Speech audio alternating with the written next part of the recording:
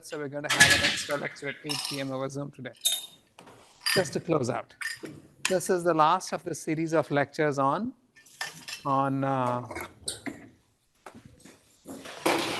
training the model, and this is probably the most fun one, which means that of course, this was the one where nobody turned up, and so the rest of you who are here, you're going to get to answer all the questions, right? Let me begin. Here's where we were. We found, by the way, Raghav, did we get the token business started? We'll have to do it next class. Right. So we train a network by minimizing a loss function, which is the average of the losses or the divergences for individual training instances. And this is only an approximation to the true risk, which is the expected divergence between the function we want to estimate and the function the network is currently modeling. We minimize this through variants of gradient descent, where we take iterative updates against a gradient or some smooth variant of the gradient of the loss function with respect to the parameters. We also saw that batch updates must process the entire training data before each update. This is the theoretically correct way of doing things, but then it's very expensive. So we prefer to perform incremental updates where we update the parameters after every few instances. So these are techniques like stochastic gradient descent and mini batch update. These are faster to converge, but they may have a greater variance in the results, and this can result in worse estimates. We also saw that trend algorithms like momentum and Nestrov's method tend to smooth out the variations in incremental updates by considering long-term trends and gradients. This can lead to faster and better convergence, and we saw an extension of this was to actually have the learning rate itself also be adaptive based on based on the second order trends in the gradients, and that could lead to better convergence. So moving on, we're going to look at some tricks of the trade. We went through a bit on generalization and such like, right? So here it is again. The loss function is an average of the divergences for the individual training instances, which means that how fast the optimization actually gets to the solution you want is going to depend on this function, the divergence function. And ideally, this must have a shape that results in a significant gradient in the right direction outside the optimum. So if you're not at the optimum, it must be of a form that actually guides you to the optimum fastest, and yet carefully, right? So let's say I have these three kinds of loss functions. Obviously, the one to the extreme left, which is all jagged, is a completely horrible loss function. At no point do you have any indication of which way to go. Although if you take a meta look and go out and look at it from a bigger picture, there does seem to be a minimum towards the left.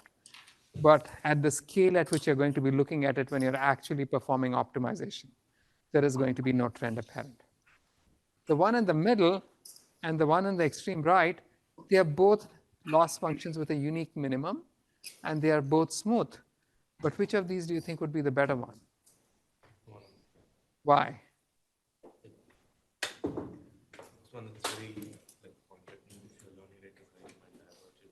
So here's what would happen, right?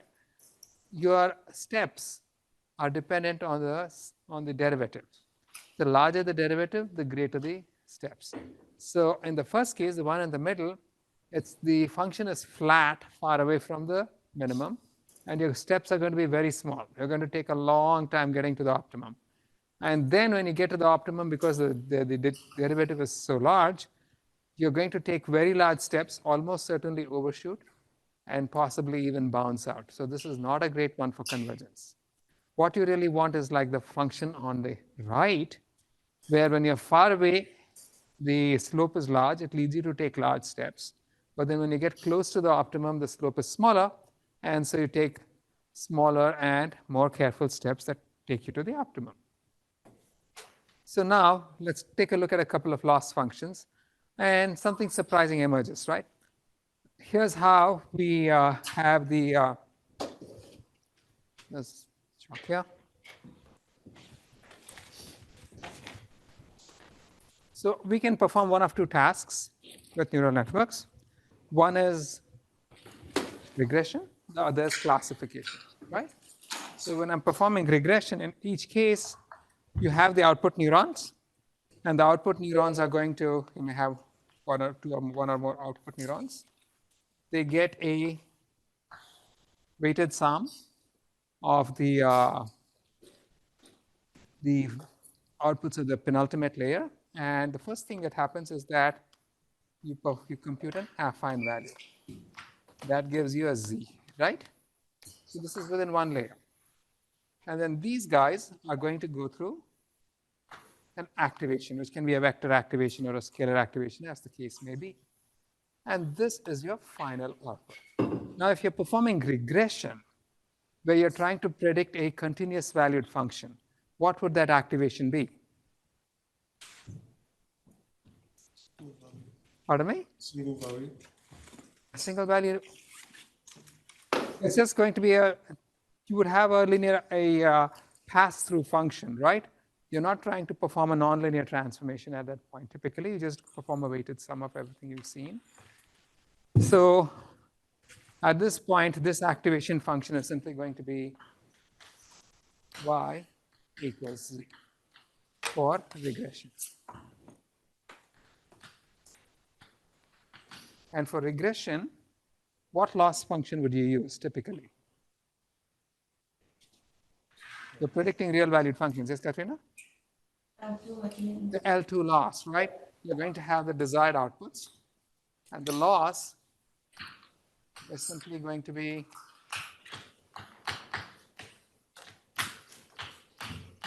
that's your L2 loss, right? Now, on the other hand, if I'm performing classification, you still have the same situation. You compute first you compute an affine function of the outputs of the previous layer. And so that's going to give you a z, right? And this z is now put through an activation function. And what kind of activation function do we typically use for classification? Can you say it aloud? Softmax, right?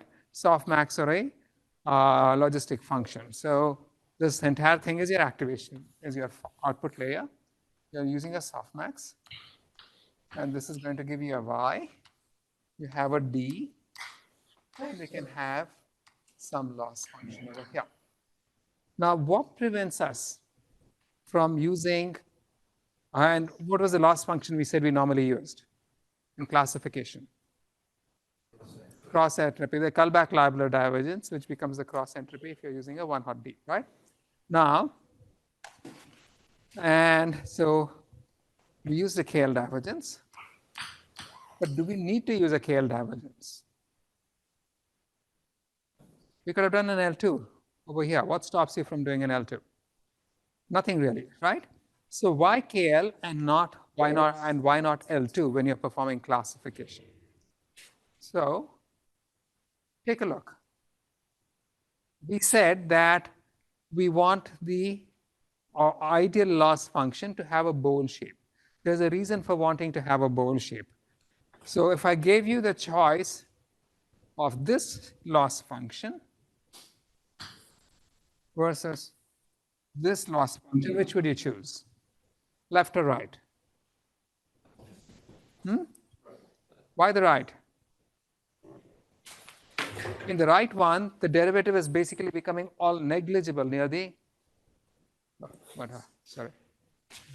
So in the right one, the derivative is becoming negligible near the optimum. You're going to take forever to converge, right? So if I were choosing this, I'm going to be taking something steps like this. Get here. Here I'm going to be doing that, and then these things become really small. So which is why we take the L2 and not the L4, right? I'm not taking the fourth power of the error. I'm taking the second power of the error that when I'm performing regression. Because when I take the fourth power of the error, what does the function look like? It's going to be very steep and very flat. So, this is L2. But if I took L4, this would be L4. And yet, when I'm performing my classification out here, for whatever reason, I'm saying that in this case, both cases, I'm assuming that the ideal the target output is 0.5 rather than 0 or 1, just to give you a nice symmetric picture, right? I'm claiming that KL is better than L2 for classification. But the other picture tells me that is not the case, right? So why would that be? For this, we have to consider the fact that, where did I leave my chalk? We have to consider the fact that the softmax is e raised to z over 1 plus e raised to z, or summation, right? This is the format it has. And so now, here's what happens. I can define my function as a loss, my loss either as a function of y or as a function of z, right?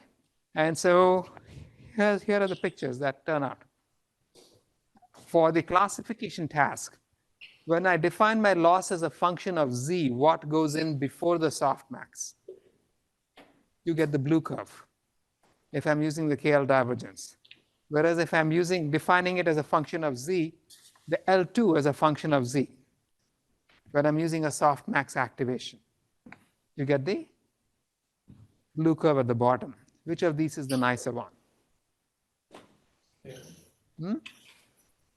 Which of these is the nicer one, guys? Somebody say it. Speak it aloud. The second one, right? So you guys at the back, are you awake? Okay, so which of these is the nicer one? Can I have your name tags? All of you. I need to go and invoke you by name, right? I need to make sure that I know who you are. So as you can see, as a function of z, the KL divergence is actually a much nicer loss function. Although as a function of y, L2 seems to be the nicer loss function. So what is the lesson over here? That we cannot be looking at local characteristics of the loss function. There's something that happens between the variable that you're trying to optimize it with respect against and the final output of the network. In this case, it's just a softmax.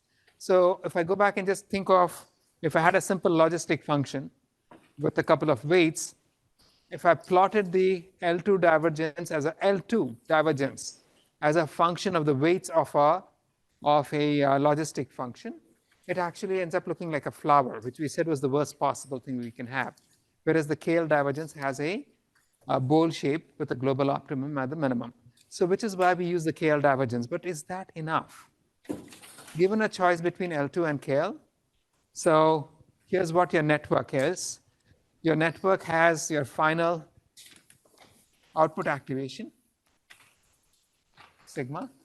Then you have the z's, then you have the previous layer, then you have the previous layer, then you have the previous layer, right? And what the L2 divergence is convex with respect to this guy. The KL divergence is convex with respect to this guy. There's no saying how these things are going to change as you go further down the network. Ideally, you want it convex with respect to everything, right? And so, or at least to the bottommost thing. But given a choice, the KL at least allows us to go one step further down into the network and still have a convex function, which is why I use the cross entropy loss. Does that make sense to everybody? Right, you guys at the back? Okay.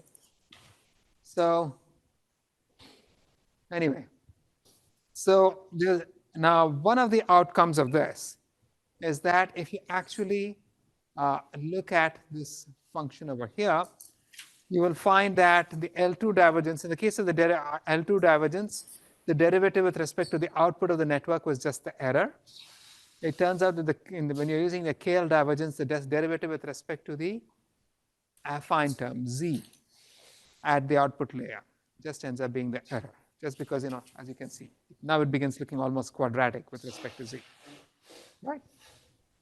And so in both cases, the derivative with respect to the affine term at the output layer is just the error between y, the output of the network, and the desired output, which is why the back propagation algorithm is called the error back propagation. You're literally back propagating the error, right?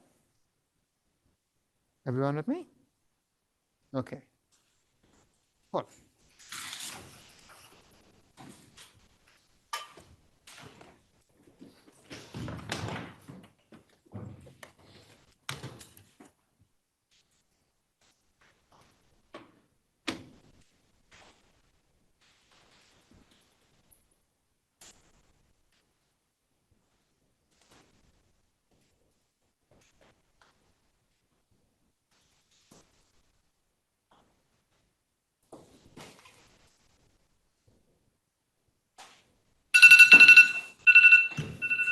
It was very quick. Okay. The answer, guys. First one. What's the answer? Which of the losses is convex with respect to the weights of the final softmax? Someone on Zoom? KL KL, right? Because KL is convex with respect to Z, and Z is linearly a linear function of the weights, right? So the KL divergence is going to be convex with respect to the weights of the final layer, whereas the L2 divergence is not going to be convex with respect to the weights of the final layer. That was the point of the split, right? And then secondly, the gradient with respect to the final affine value Z, what was it? Error, which is? Can you tell me which one it is? Y minus D, thank you, right? Okay, so far so good. Questions, anybody? Okay, this was the easy bit. So the story so far, gradient descent can be sped up by incremental updates and can be improved using smooth updates. The choice of divergence affects both the learned network and the results, because the wrong divergence is going to actually end up being very slow to converge possibly, and even taking you to the wrong place. Now, the big topic for the day is batch norm. All of you have dealt with batch normalization in your homework, right? You've read the handout. Did it make sense to you? If you claim it made sense to you, I claim that it didn't, right? There was a lot of complicated math. Wasn't very clear where it came from. And why are we doing this? So for the why, here's the thing. When you're performing training, your training assumes that the training data in all the mini batches are similarly distributed. That was the point of the random sampling, right? You took a mini batch, and the mini batch had a bunch of samples, and you expect the distribution of the mini batch to roughly be the same as the distribution of the training data. Otherwise, you don't. This whole thing is really not going to work too well. It's going to bounce around, right? But are the mini batches going to be identical? What will happen is that your mini batches are all going to be very different. And particularly because your deep network is a nonlinear transform, which shifts the things around in space, even with two mini batches which are very close in the input, by the time they get to the fourth layer of your network, they can end up being very far apart. And so now this means that your actual mini batches may not look like this at all. They end up looking like this. But our optimization assumes this, right? Otherwise, you couldn't really be using mini batch descent. Our notion is that the variance is somewhat small, which means that across mini batches, the loss is more or less the same. And the fact that your neural network is a nonlinear transform, which just moves things around wildly, means that small differences in your mini batches can be greatly magnified by just a few layers of the network, and then all of your mini batches end up very far apart, which violates the basic notion that we began with when we were performing mini batch descent, right? So how can we fix this? The way we want to fix it is we want to move all the mini batches so that they lie on top of one another. But where? Where in space do these mini batches lie? For this, to determine this, we're going to actually learn this location in space, where each mini batch lies. And the way we will do it is that each mini batch is first going to be sent out to origin. Push them to the center. So they all have zero mean and unit variance. So it accounts for the spread and it accounts for the position. So this, you sort of standardized all of the mini batches, right? And then this entire collection is going to be sent out to the right location in space. You can't learn this shift for every single mini batch individually. What you can do is push them all to origin, and you can learn a common shift to this new location in space. Making sense to everybody? So, yeah.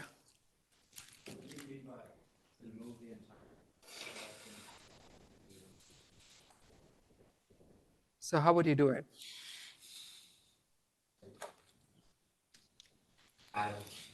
Add something, exactly, and scale it a bit, right? Because you normalized everything to be unit variance, you scale it a bit to get it back to some more standardized variance, right? It's perfectly. So, okay.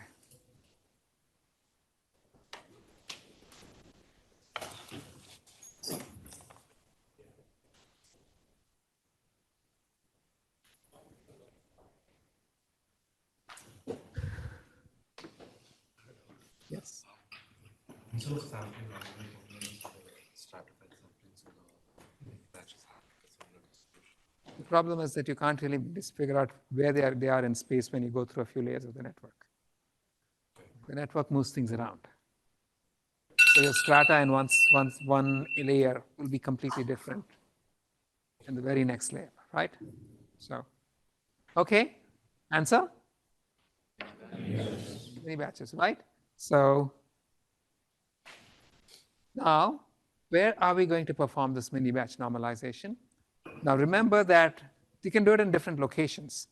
But remember that within each neuron, there's a two-step process. First, you compute the affine term, and then you put the affine term through an activation, right? Typically, we're going to be doing this in that spot there between the affine term and the activation. So right here, for those who are on Zoom, we are going to be performing the mini batch, batch normalization between when you add up all the, between when you compute the weighted sum of the terms in the previous layer and when you actually apply the activation to this affine term. So we're going to be doing it to Z, okay? And so what is the operation we perform? Now within any individual neuron, what is happening is this. You have a bunch of inputs. You compute a weighted sum of the inputs. You may have a bias, but the bias becomes irrelevant because you're going to be subtracting things out. So typically when you use batch norm, using a bias is a pointless thing to do because when you shift everything to the origin in the first step, the bias is going to be eliminated, right? So you will not have a bias. And so then the first step was to move mini batches to the center, right? So the act of moving mini batches to the center and normalizing it means that every single instance in the mini batch is going to be moved such that the mean of the mini batch is 0. Every single instance in the mini batch is going to be scaled such that the variance of the mini batch is unity, right? And so this is for a single instance. This Z is going to be normalized. First, you need to compute the mean of the mini batch. This picture is only showing you a single instance, okay? One instance in the mini batch.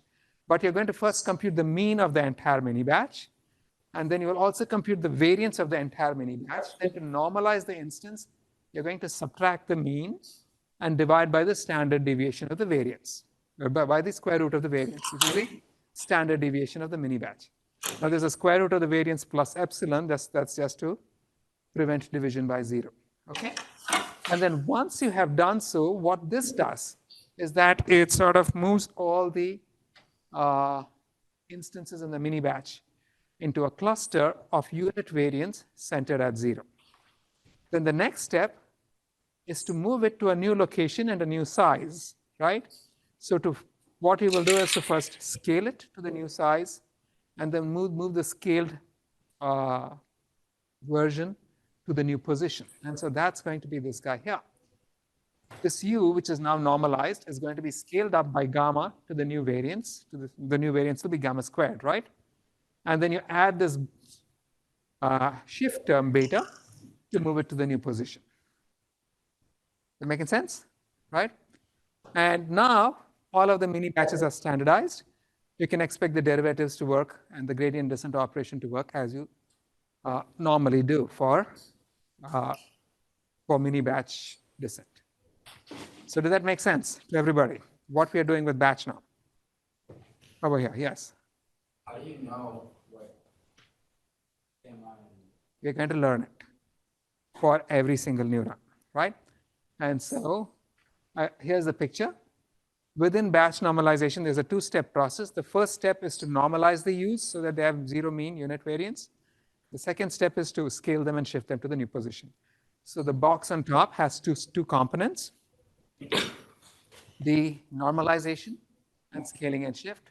And scaling and shift is simply multiplying by gamma and adding a beta, right? So I can just read right like the figure at the bottom. Yeah. Question on Zoom asking why do we need gamma and beta? So again, we're trying to get them back. You don't, you can just keep them in the same position, but then you're really losing the distinction between, you're losing a lot of distinctions. So the fact of the matter is you can try different things. You're giving us more, it gives us more parameters. We are assuming that each neuron has its own position in space. Otherwise, there's going to be no statistical difference between what happens at one neuron and what happens at the other neuron. That's about it. Now, in practice, I assume that if you got rid of it, you can expect these to be subsumed by later parameters, but it may not happen. So now this business of normalization makes things painful when you're performing backprop.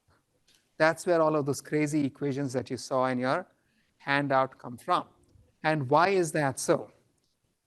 That's because in your standard derivative computation, your loss was the average of the divergences for the individual instances in the mini batch.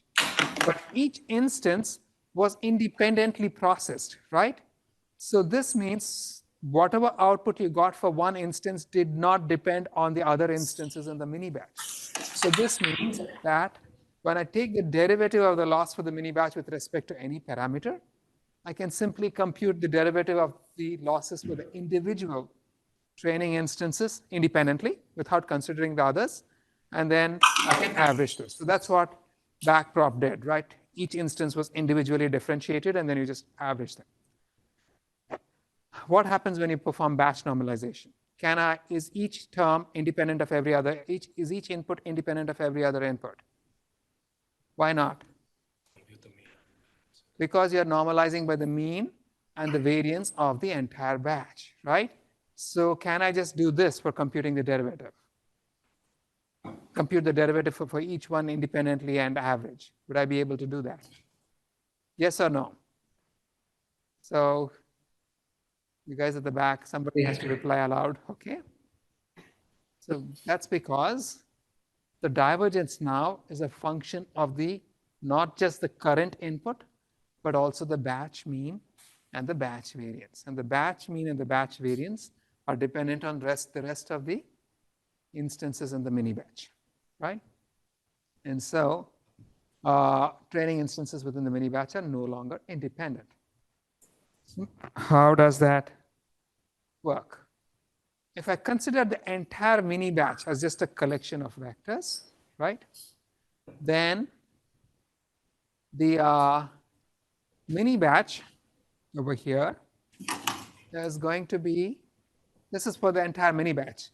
When I'm performing batch normalization, I have the entire batch of Z's because that's where I'm applying the batch norm. And the output is the normalized and shifted batch of Z's for the entire mini batch, right? But the fact of the matter is that, what happened? If I modify this one Z Z1, which Z hats get modified? If I'm, no, all of them. If I modify any given Z, all of the Z hats get modified, right? The actual picture looks like this when I'm looking at the computation. So I have all of the Z's come in. All of the Z's contribute to computing the mean. All of the Z's and the mean contribute to computing the variance. Then for any individual, the centering and normalization of each Z, I'm going to use the Z value itself, but I'm also going to be using the mean and the variance because I subtract the mean and divide by the standard deviation. And then only after I have done this do I actually apply the activation and compute the output of the layout, right? So I have this extra process, and that block in the middle, that's a change because now you have interactions. Now, when I'm performing back propagation, I can perform back propagation down into each line individually until this point because they do not, beyond the use, each line is independently processed, and so they are not intersecting with one another, right? So at that point, I can just say that, here was an individual instance. I had a Z. Then I normalized it by subtracting the mean and dividing by the standard deviation. And then I applied a Z hat, right? Now over here, wait. After normalizing it, I scaled it and shifted it, and then I applied the activation. So now the scaling and shift terms, the gamma and the beta, they are also parameters to be learned, right? So just for reference, I can write this down. That is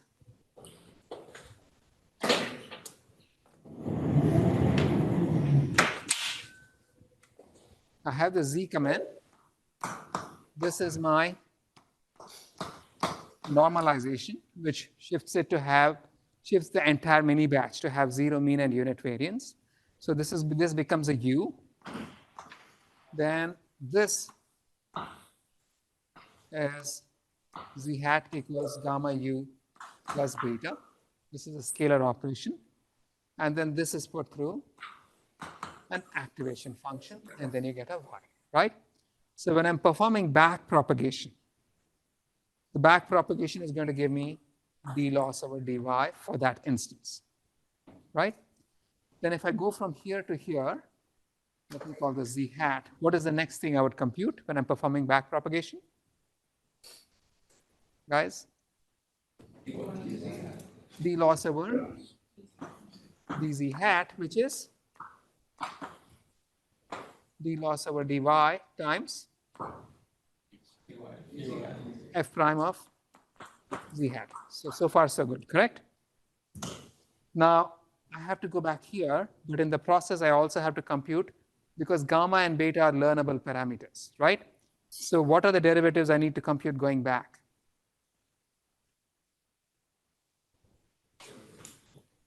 I need to compute the derivative with respect to gamma, because this must be a learnable, this is a learnable parameter.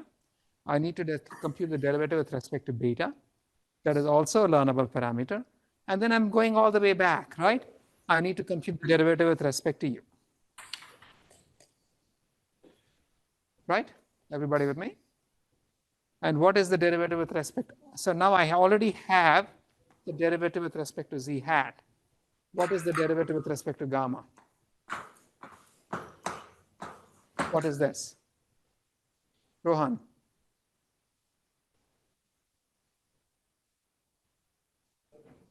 Okay, guys, I'm calling you by name. Now you're going to have to answer me, right? What is the answer? What is the derivative of the loss with respect to gamma?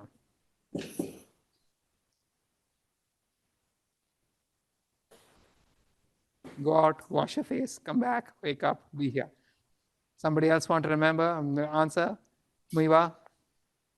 What is the derivative of the loss with respect to gamma? Is it dl dy times dy d gamma? So it's dl dy d gamma. You haven't been paying attention, have you? I've already gone way back, right? So use everything that I've discussed. Yes. dl by dz and ui. So it's dl over dz hat, right? dz, yeah. Z hat. z hat over gamma, which is dl over dz hat. Right? So I've computed the derivative with respect to gamma, right? So Heiji, what is the derivative with respect to beta?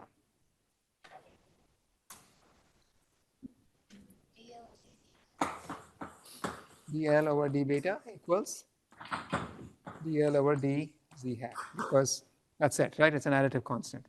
And what is the derivative with respect to u, Sunhee?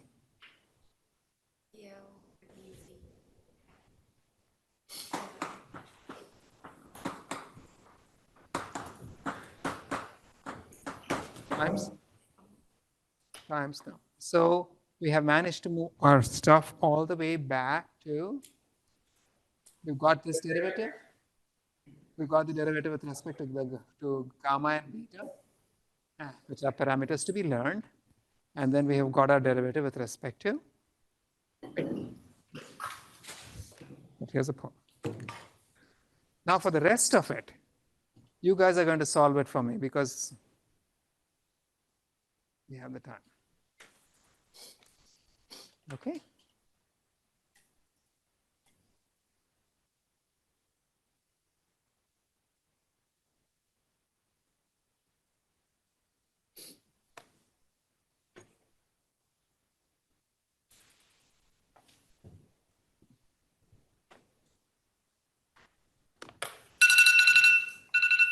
Okay? Anybody want to answer? Someone on Zoom, what is the answer to the first question? First point. First point. And what about the second one? It did not come in the poll actually. Second one too. Okay. So in the batch norm, the normalized value for ui depends on the zi's, right? Because the z's became u's. So every u depends on every z, but then it doesn't really depend on the u's directly, right? And what about the second point question? Can I think of the batch norm as a vector operation which operates over the vector of inputs? Yes or no? Yes, right? The batch norm is actually a vector operation. And so that's also true. So now I have derivatives all the way with respect to u. Okay? And where is my eraser? It's there on the left, there at the end.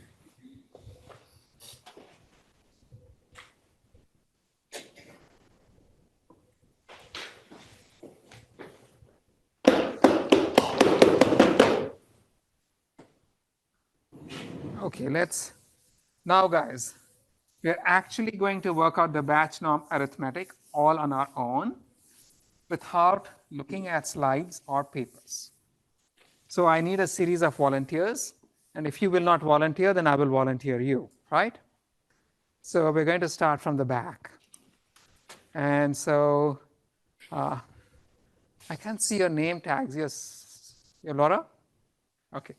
So Laura, you are it, right, for the first one. And what's your name? Pardon me? Mingwei. Mingwei. Okay, Laura and Mingwei are going to answer the first two questions, right? So look at this. I have Z1, Z2, Z3, and so on. And then I have U1, U2, U3, and so on, right? Now, I have each Z1 directly influencing the corresponding U, each Z2 directly corresponding, and then all of them influence the mean, which influences all of these guys. All of them also influence the variance, right? And which also influences these guys, right? And then do all of these influence the loss, Laura? Yeah. Okay, so all of these influence the loss, okay? So Laura, what would be a generic term in terms of derivatives? Let's not think about how the derivatives within this box are computed. Just going from here, the derivative of the loss with respect to Z1. Can you give me the chain rule here?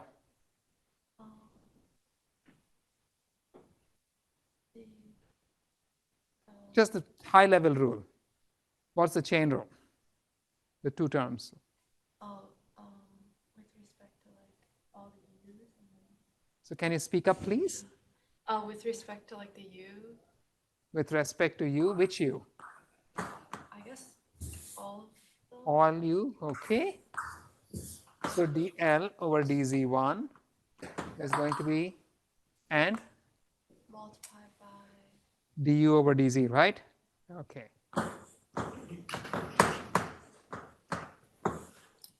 Everybody agree with this?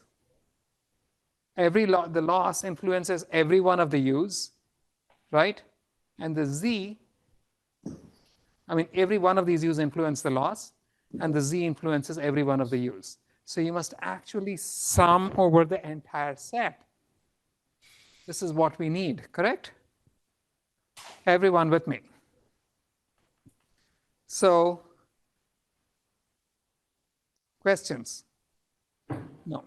So given that we have already agreed, okay, my handwriting is a chicken scrawl. What did I do there, Reza? How do these things disappear? I need to tie them to my waist with a belt or something. Okay. So let me write this cleanly, and then let's work our way out. So we agree that this holds, that the d loss over d z I equals summation over j, d loss over d duj over dz. This we agree, correct? Okay. So what are the terms we must estimate over here? So I forgot your name again. I'm sorry, I can't read it. Okay, Mingwei. What are the terms we know over here, and what are the terms we must estimate when we are performing back propagation? Slice I cannot really see that. So I have two terms over here, right? So what are the terms I already know, and which terms must I estimate? That one we have already known. The left is already known. This must be estimated. Right? Everybody with me? So let me draw this picture again. I'll draw this cleanly. Okay, as cleanly as I can draw it. This is the mini batch. Each one is influencing the corresponding U, right? Computing the corresponding U. But then each one is also influencing the mean, which influences these guys. And they also influence the variance. And then which influences these guys, right? So this figure makes sense to everybody, right? Now if, okay. I can't see your name, really. You need to write with big fat pens, guys. So Nicole and Anushka, you are the next two guys, right? Question. For Nicole, so how many different kinds of derivatives do we have here? Will the derivative of u1 with respect to z1 have the same form as the derivative of u2 with respect to z1? I don't think so. You don't think so? Why?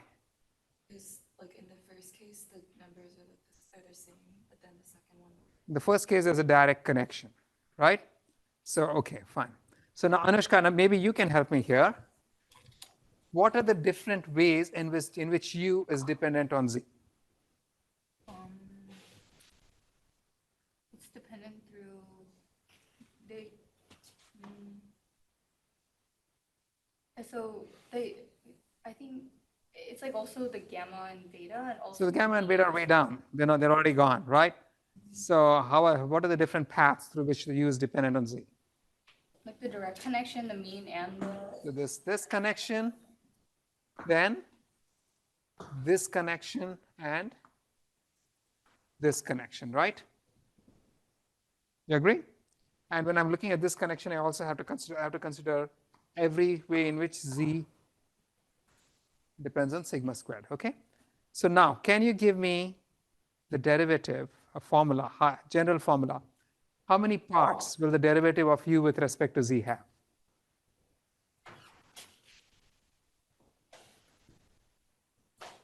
You almost answered me, so maybe you can complete the answer. I think one for each connection. One for each connection. Lovely, right? So dl over du over dz, dui over dzi is going to be, just tell me what the three things are. Du, d, Partial u over partial z through this connection, correct? yeah. That's one. What is the second one? Dui d mu b times d mu Dui over d mu b times partial mu b over d. dzi, correct? And then what is the third one? Same, but you replace the mu with the variance.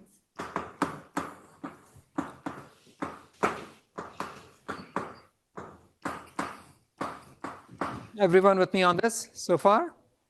Make sense? Right, okay. So now we just have to figure out what these individual terms are. Right? Easy. And so if I'm looking at this, d loss over du has already been computed. We need to compute these guys, the second term, which we must compute for every ij pair. And I'm just doing we're just going to work through this for only the direct connection. And the direct connection is, for dui over dzi, it has three parts, as we just saw. There's the first part, the partial ui or partial zi, if you assume mu and beta are constant. Then the second is partial u over partial mu times partial mu over partial z. So this is computed. These are all local derivatives. How much does u change if only mu is changed and not the rest? And the second is how much does mu change if only zi is changed and not the rest, right? And then the third one is this guy. So everyone, we all agreed that these are the three terms, correct? So now what are the terms we must compute over here? There are 1, 2, 3, 4, 5 different terms we need to compute. With me? Okay, so you guys, Josh and Colton, you're going to be answering the next two. So I want to compute, so let me write this down here, up here,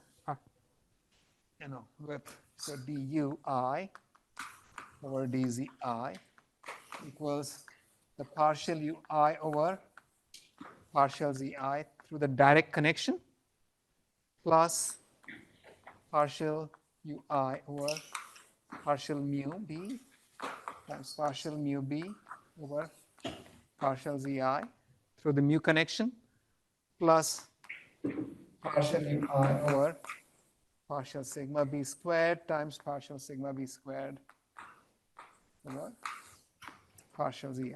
That is the sigma connection. 1, 2, 3. Okay. So Josh, can you help me with just the first term? What would this guy be? Now, for this, I'm giving you all the formulae required. The formulae required to compute the mean of the mini batch, that's given on the slide. The formula for the variance is also given on the slide. And the formula for normalization is also given on the slide, right? I want you to tell me what partial u with respect to partial z is, assuming mean and variance are fixed. They're not modified. Just 1 over the square root of variance. Yes, this is going to come from ui equals zi minus mean or square root of variance. I'm just ignoring the plus epsilon for convenience. And so from this, if these guys are fixed, this is the only term that remains. It implies the partial ui over partial zi is simply 1 over the square root of the variance. Everybody with me? right? That's a very easy formula, right? And so let's look at this guy. And indeed, that's just 1 over square root of the variance. Lovely. And so I can go back to this formula. I've replaced the first term. This is taken care of. So Colton, what is the second term here that we have to look for?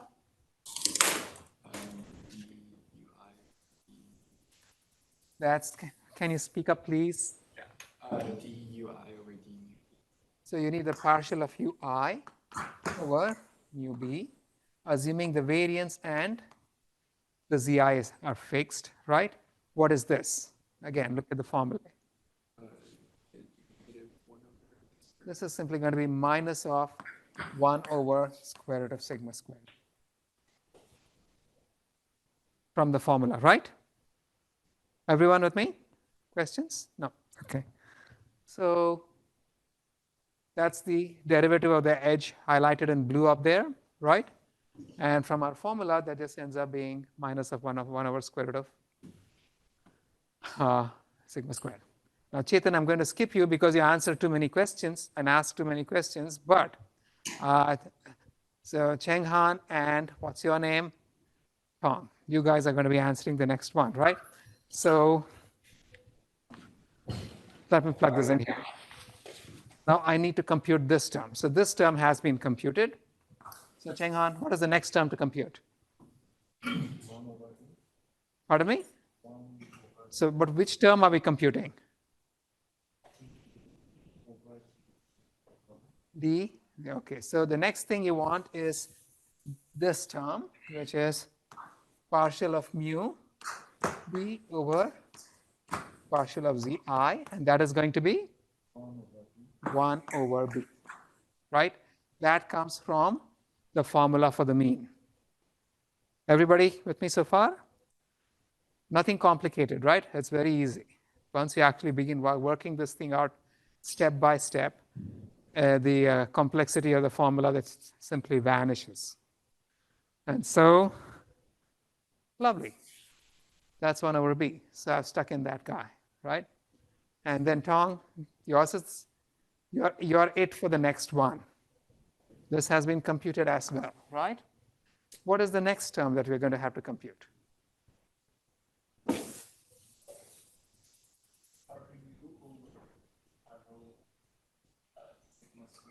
So you want partial u over partial sigma squared, assuming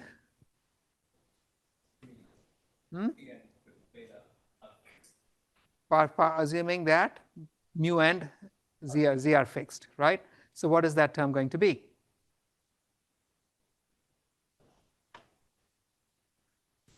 Again, I remind you that the formula for u is u equals z minus mu over square root of sigma squared plus epsilon, right? So what is the derivative of u with respect to sigma squared?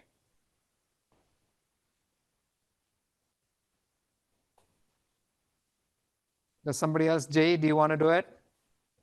Come on, guys. This is easy. Okay, Katrina, I know you can do it.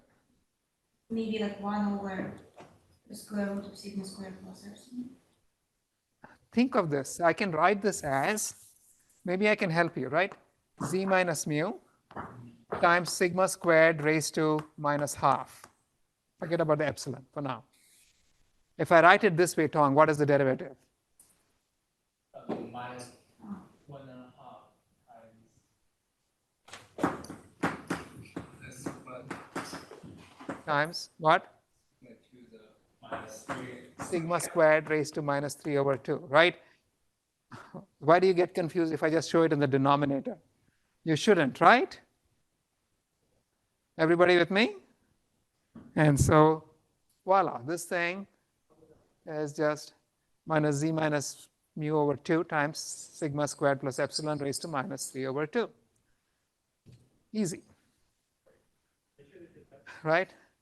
So, Jai and Sonhee, you guys are next. What is the next term to compute? I have already done this. So I've stuck this here, right? What is the next term to compute, Jay? Partial sigma squared over partial z, right? And so now, when I compute the derivative of sigma squared with respect to z, how many paths do I have from sigma squared to z? 2. This guy and this guy, right? So can you write me the formula for this? Just high level. Partial of sigma squared over partial of vi Partial of zi plus partial of sigma squared over mu partial mu, multiplied by partial mu over sigma zi. So everybody with me so far? This guy? Right? So, okay, Sunhee. Now I have to compute this formula. I'm trying to compute this formula, right? Now this formula has 2 terms. Pick one. What is this one? Okay, so let me actually pull that up. This one has 2 terms, as Jay just mentioned. I want the first term. Oh, shit. Okay, you didn't see it. Did you see it? No. Okay, give me the answer. 2 times z minus mu over e. Right? And so we have partial sigma squared over partial zi is simply 2 times z minus mu over b. Everybody with me? Straight up formula, right? Nothing fancy. So what is the next term to compute? Quentin?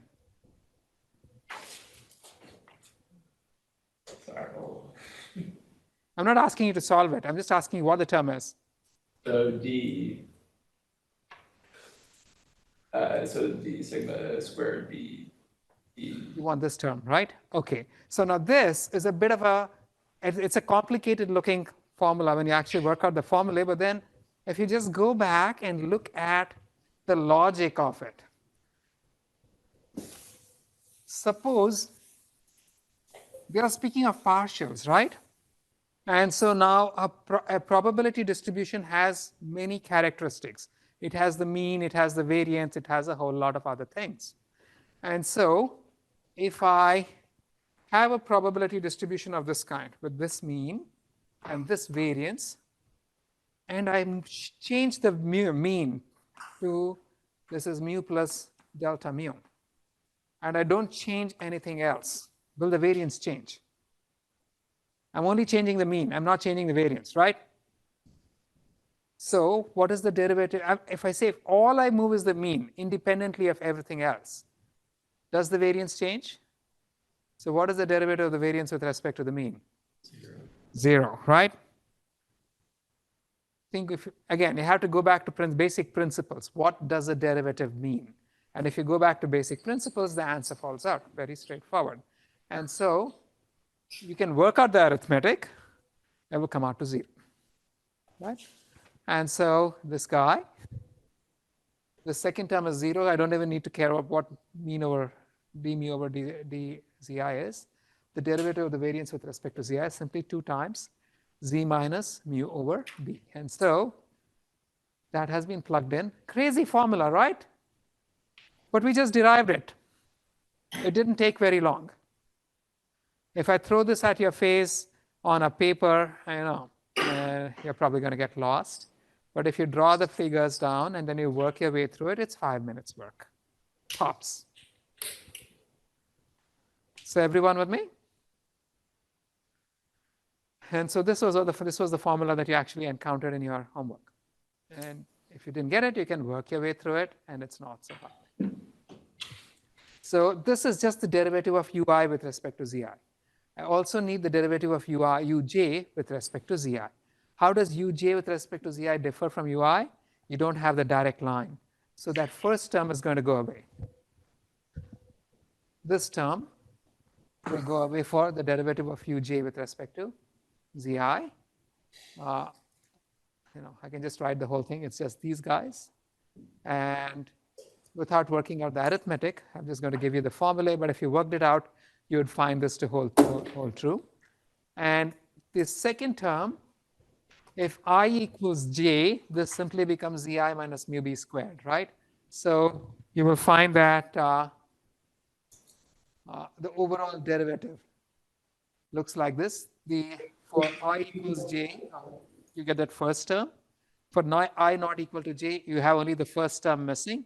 Observe that the second line is the same as the first line without the first term for I equals j. So this portion here. So this portion here is basically the same. Just replace j with I, and you're going to get the first two terms here. The only thing missing is the direct connection. Right? Everybody with me? Okay. So easy.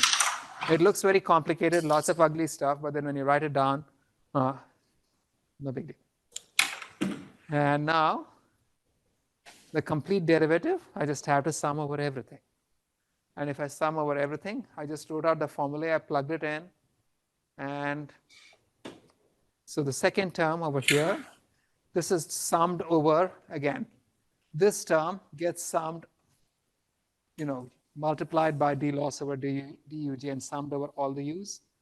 The third term gets multiplied by d loss over du and gets summed over all the, all the u's as well. The first term only applies to the direct line, so it has only one contribution.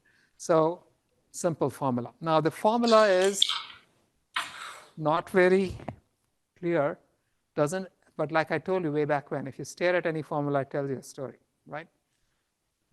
That's a nice thing with equations. And so this tells us a story about what the mini batch must be like. Okay, so here is my formula on top. And that's given me the derivative with respect to z, which I can keep back propagating. But then look at this.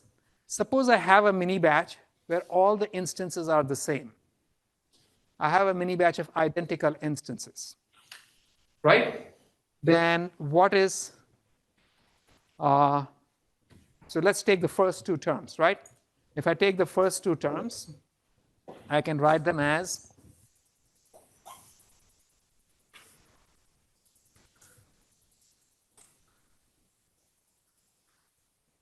what's the first term? It is 1 over square root of, I'll skip the epsilon just for convenience. And the second term is minus times d loss over dui minus, and what was the second term? 1 over d times square root of sigma squared summation over j d loss over du. Is that correct? So this I can group these things together and say this is 1 over square root of sigma squared times d loss over dui minus 1 over b summation j d loss over duj. I can write it like so, correct? Right? If all the instances in the mini batch are identical, what does this become? Infinity. Infinity? 0, right? The second term is the average of the last derivatives for the mini batch. But all the instances are identical. All the u's are identical, right? So this guy over here, this term, is simply going to be d loss over du, where u is the common u for the entire mini batch, because all the instances in the mini batch are the same. This will cancel this guy out. Josh. So the variance between the batches be 0 though? So within a mini batch, if I have a mini batch with no variance, right? Then this second term is just, the first term is just the loss with respect to the u for that instance. The second term is the average of the derivatives of the loss with respect to all the u's. But if all the u's are identical, these two will be the same. Yes. Okay. Right? So this becomes 0. That makes sense? Okay. So the first term disappeared. And the second term disappeared. What about the third term? What will happen to the third term if all of the batches instances in my mini batch are identical? It's only the same as PD, so. The third term will also become 0, correct? Forget about the multiplicative term, multiplicative aspect of it. The third term is simply going to be, because all the dl over du's are identical, the third term is going to be whatever the constant times dl over du times summation over j z minus mu. And if the sum of the, and of course, that's just the difference between the average and the mean, that's going to be 0. So the entire term becomes 0. What does this tell us about how a mini batch must be composed? You seem lost, Josh. Did I lose you? I get that the mean term goes to 0. I just don't get why the variance term. It doesn't matter that the variance becomes irrelevant, right? If they're all the same, isn't the variance between them 0? Yeah, but I have a plus epsilon over there. Okay. So it's not going to blow up, right? So you have to be careful. So the plus epsilon is always there for stability, right? So that makes it 0. And so now, what does this tell us about the composition of a mini batch? If a mini batch is identical, all the instances in the mini batch are identical, what is the derivative of the loss with respect to Zi? Can everybody say it aloud? Do you believe me? Right? And so, what will be backpropagated from there on? There's no more information. We just got a bunch of zeros, right, for the entire mini batch. There is nothing else to backpropagate. And so, we end up with a situation where, you have a pole.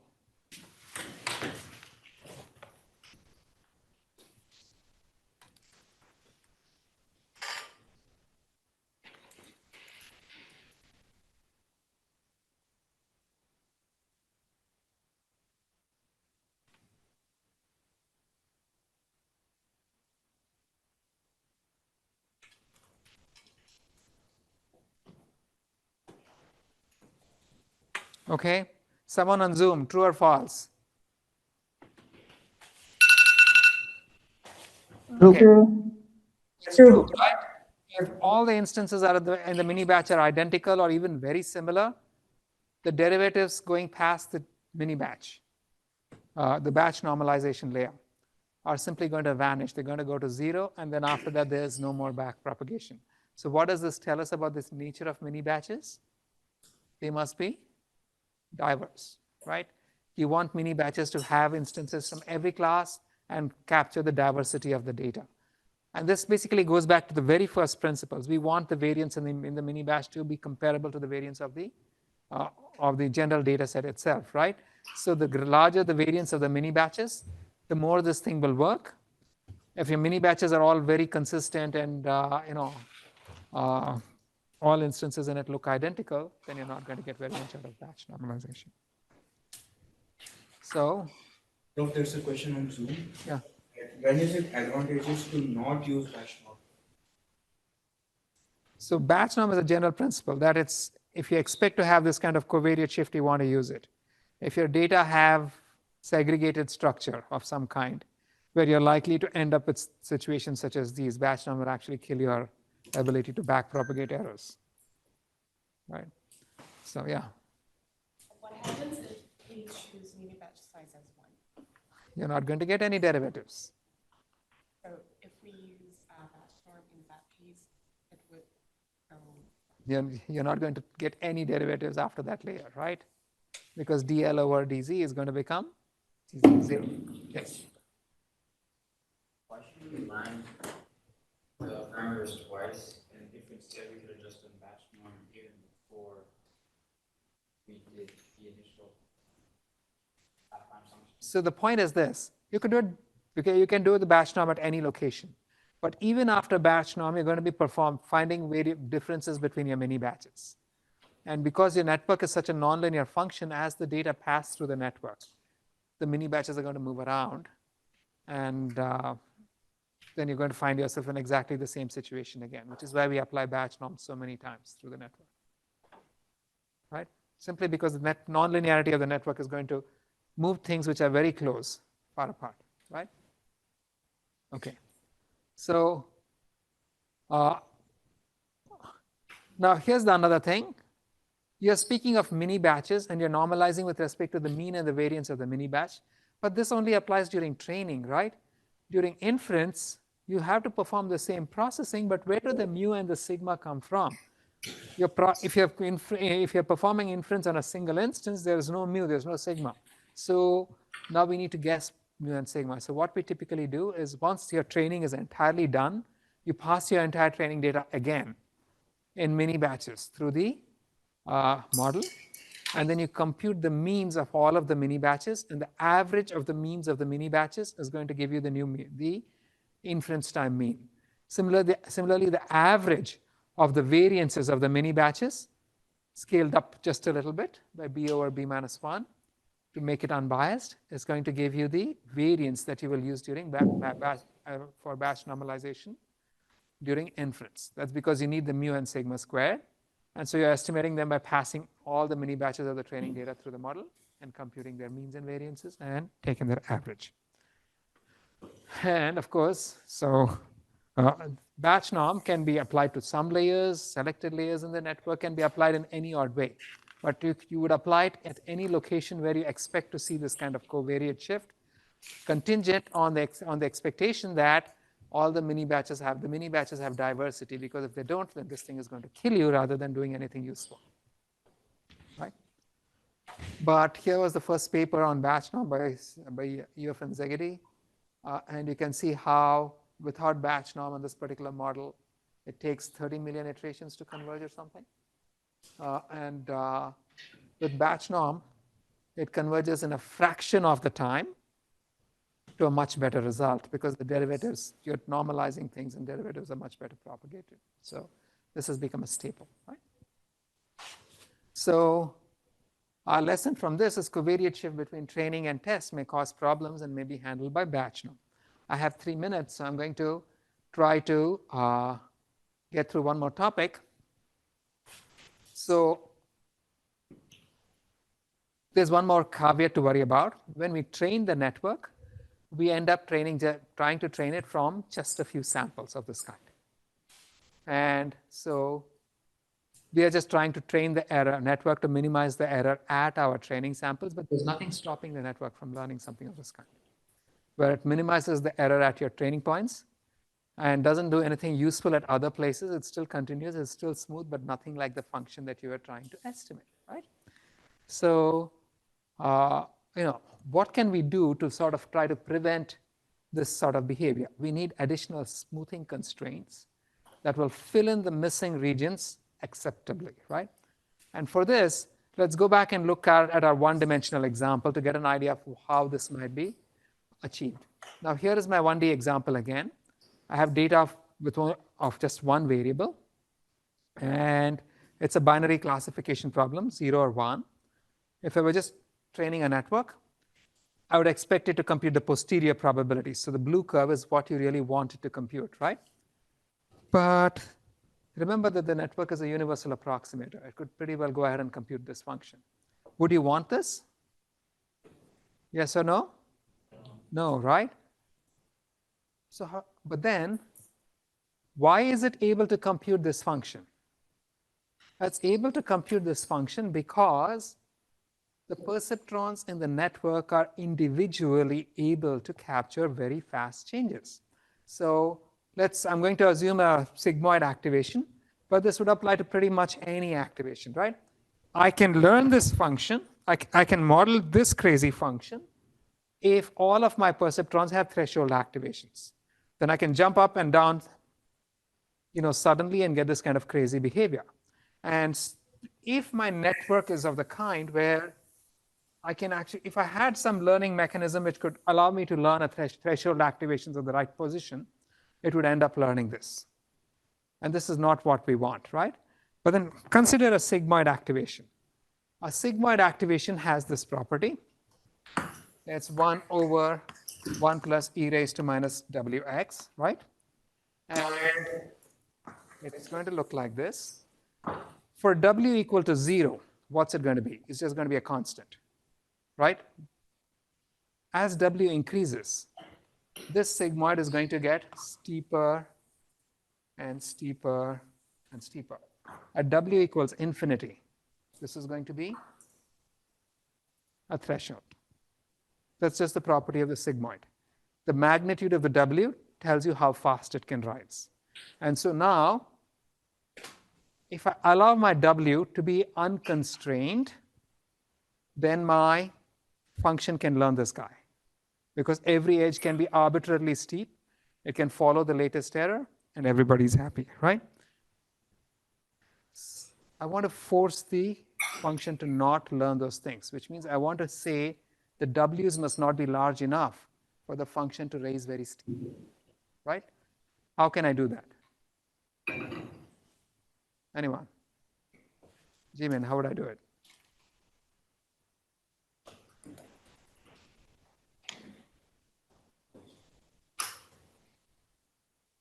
Question? How would I do it? Johan. I want to impose a constraint on the weights, correct? I want to say that the perceptron must not rise too fast. So what I really will do is to say I'm going to add an extra constraint on W that forces it to be low. So not only do I want to learn my function, I want simultaneously, I also want my weights to be small. And so the way I will do it, here's your standard loss function, right? Instead, I'm going to, is there a question? Yeah. If you like constrain the weights themselves in prior layers, won't that affect the future layers as well, like propagating through the network? It's going to affect everything, but the point is if you have even one layer where the changes, past changes are allowable, then you could end up learning this crazy function, right? And so you want to, instead of just using your standard training objective of minimizing the average divergence, I want to say minimize the divergence while also keeping the weight small, which is to say I'm going to add this extra term, which is simply the sum of the squares of all of the weights, weighted by some lambda, and I say this must also be minimized. And so when you say this must also be minimized, then you're literally saying minimize my loss while also keeping my weights small. And that will give you smoother functions. And of course, how important it is to minimize the weights is controlled by lambda, right? And so when I work out the arithmetic, the derivative of half lambda summation w squared is simply going to be lambda w. So the new derivative is going to be your standard average divergence plus lambda times w, right? And so when I correct w by saying w minus this new derivative, I'm going to get the old divergence, but then I'm also going to be subtracting lambda times w, so you end up with a factor that shrinks your w before you add your gradient step, right? We called it something in the homework. What did we call it? Not just regularization. There was a weight, we call it weight shrinking or something of that kind, right? Weight decay.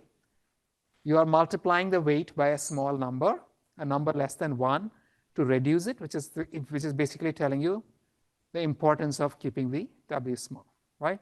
And so this simple business of shrinking the weights before you add the gradient is nothing more than